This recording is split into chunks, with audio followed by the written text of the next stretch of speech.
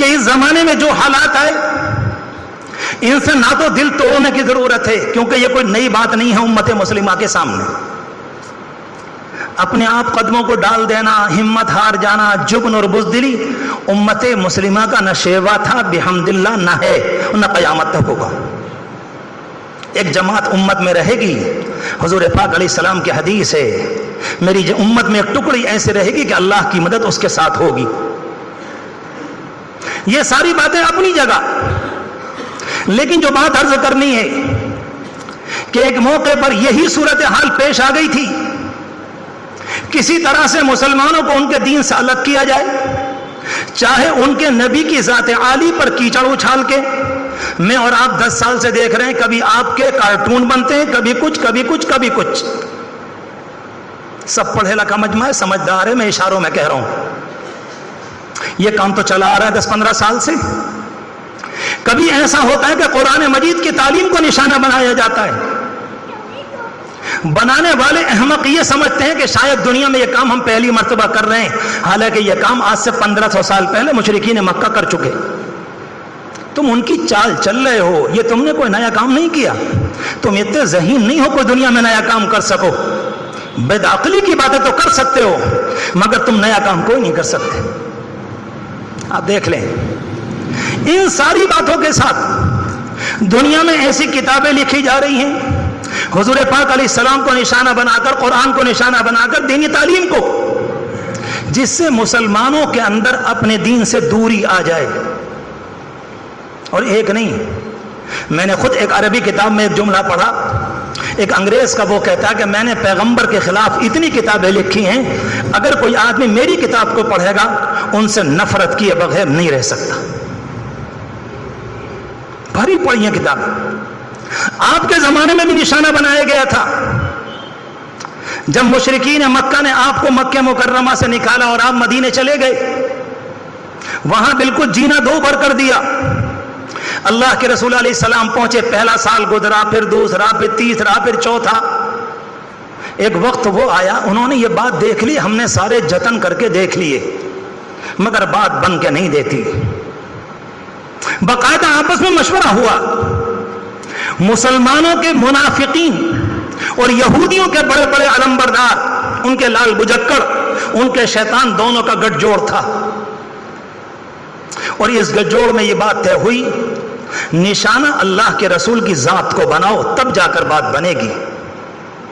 یہ تو کر کے دیکھ لیا ہم نے، مار بھی لیا، پیٹ بھی لیا، گھسیٹ بھی لیا، پتھر بھی رکھ کے دیکھ لیے، کچل بھی دیا، دھولی بھی دے دی۔ دنیا میں بدماشی کے جتنے طریقے ممکن ہیں وہ سارے انہوں نے آزما لیے، مگر واہر بدماشی اور واہر ایمان کی مضبوطی کہ ایک اللہ کے بندے کو اس کے کلمے سے پیچھے نہ ہٹا سکے۔ پوری تاریخ گواہ ہے، ایک انسان نے نہیں کہا۔ اللہ کرے کہ اس مضبوطی کا کچھ حصہ مجھے اور آپ کو ملے۔ اللہ اکبر، اللہ کی لاکھوں رحمتیں ان بندوں کی قبروں کے اوپر۔ کیسا دنیا کے اندر نمونہ قائم کر کے چلے گئے، دنیا سے کہہ دیا جو چاہے کر لو، اس جسم کی کھال ادھیڑ سکتے ہو، مگر دل کے اندر سے روح ایمان کو نکال لو، یہ تمہاری بس کا نہیں۔ یہ جسم کیا ہے؟ یہ تو آنی جانی جان ہے، آج ہے کل نہیں ہے، کل ہے پرسوں نہیں ہے۔ کون آیا ہے دنیا میں ہمیشہ کے رہنے کے لیے؟ آج ہے کل چلے جائیں گے۔ ہر اللہ کا بندہ جہاں اپنی ایمانیات کی باتیں کرتا ہے، اس میں ایک بات یہ بھی کہ اللہ مجھے ایک نہ ایک دن جانا ہے اور مجھے آپ کے دربار میں پہنچنا ہے۔ اللہ کے رسول علیہ السلام کی ذات کو نشانہ بنایا اور اتنا خطرناک بنایا کہ کہتے ہوئے ڈر لگتا ہے۔ بہت سے الزامات لگے۔ ایک موقع پر یہ الزام لگا کہ آپ نے مال غنیمت کو جب تقسیم کیا، چپکے سے ایک چادر چرا لی۔ ہائے، کیا نبی کا کلیجہ رہا ہوگا کہ دنیا میں انصاف کو قائم کرنے آیا ہے، آج تم نے اسی کی ذات کو نشانہ بنایا اور اس پر چوری کا الزام لگایا۔ قرآن کی آیتیں آئیں، وَمَا كَانَ لِنَبِيٍّ أَن يَغُلَّ، نبی خیانت نہیں کرتے۔ نبی اللہ کو برداشت نہیں کہ تم الزام لگا رہے ہو بے بنیاد ہے۔ دوسری مرتبہ الزام لگایا ام المؤمنین حضرت عائشہ رضی اللہ تعالی عنہ پر کہ جی سفر میں آپ سے پیچھے رہ گئیں، ایک دوسرے آدمی کے ساتھ آئی ہیں، ہمیں کیا معلوم ان کا دامن پاک رہا رہا اور پورے مدینے میں آگ لگا دی. کیا تم نے سنا؟ کیا تم نے سنا؟ کیا تم نے سنا؟ ہاں کان میں پڑی تو ہے. کیا تم نے سنا؟ پورے مدینے میں آگ لگا. اور عجیب بات یہ ہے کہ وہ جبریل امین جو صبح و شام ہر وقت آ رہے تھے اس زمانے میں ان کا آنا بند ہو گیا. اللہ اکبر. رب العالمین حالات لے کر آتا ہے. میں یہ عرض کرنا چاہ رہا ہوں اللہ کی یہ طاقت تھی کہ رب العالمین پہلے دن یہ فرماتا تھا نبی پریشان مت ہونا، یہ الزام جھوٹا ہے، عائشہ کا دامن پاک ہے. جس اللہ نے 40 دن یا 1.5 مہینے کے بعد عائشہ کی براءت کو نازل کیا، ان کی پاک دامنی کو نازل کیا، اس اللہ کی قدرت تو یہ تھی کہ وہ اسی لمحے قائم اتار دیتا. کہا نہیں، اس پروپیگنڈا کو ہونے دو، ذرا یہ اندر کے جھاگ نکل کر آویں، یہ آستین کے سانپ نکل کر آویں، یہ دوغلے مسلمان نکل کر آویں، یہ وہ لوگ جو کبھی ادھر کو چلتے ہیں کبھی ادھر کو، یہ نکل کر آویں، یہ برسات کا جتنا بھی جھاگ ہے یہ نکل کر آویں. کیونکہ تاکہ یہ سارے کا سارا وبال جب نکل کر آیا تو حقیقت سامنے آ جائے گی کہ کون پکے درجے کے مسلمان ہیں اور کون پروپیگنڈا کا شکار ہونے والے. اللہ اکبر. دنیا سمجھ رہی ہے کہ ام المؤمنین پر الزام لگا اور اللہ کہہ رہا الزام نہیں، جھاگوں کے نکالنے کا وقت آ گیا، آستینوں کے سانپوں کی حقیقت کو سامنے کرنے کا وقت آ گیا. یہ قرآن ہے. اگر اس زمانے میں قرآن کی آیات کو نہیں سمجھو گے، نہیں پڑھو گے، کسی جانکار سے نہیں لوگے تو اپنے دل کو تقویت نہ دے سکو گے، نہیں رک سکو گے. اللہ کے گھر میں کہہ رہا ہوں پورے اطمینان کے ساتھ.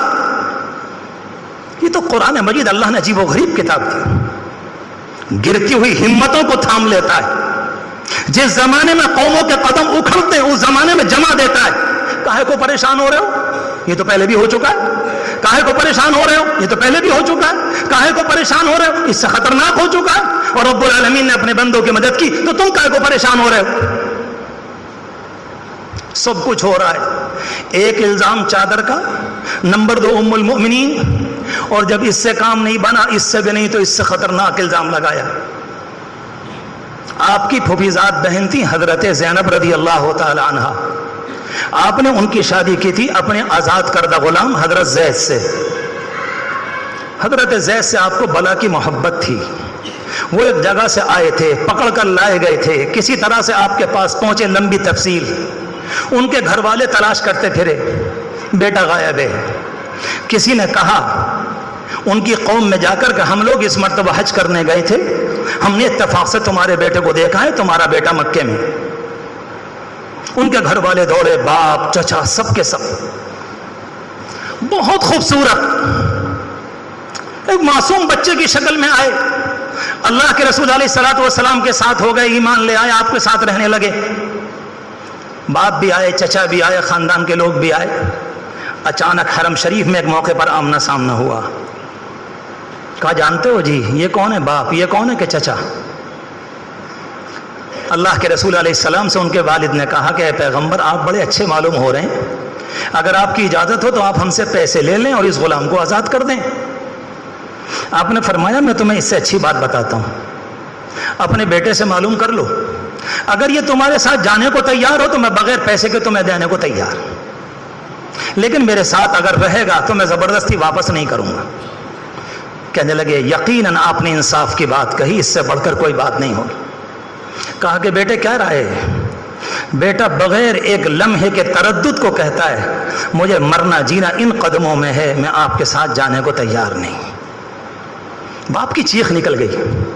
اتختار العبودیہ، بیٹے غلامی کو اختیار کر رہا ہے آزادی کے اوپر. غلامی تو بدترین علامت ہے.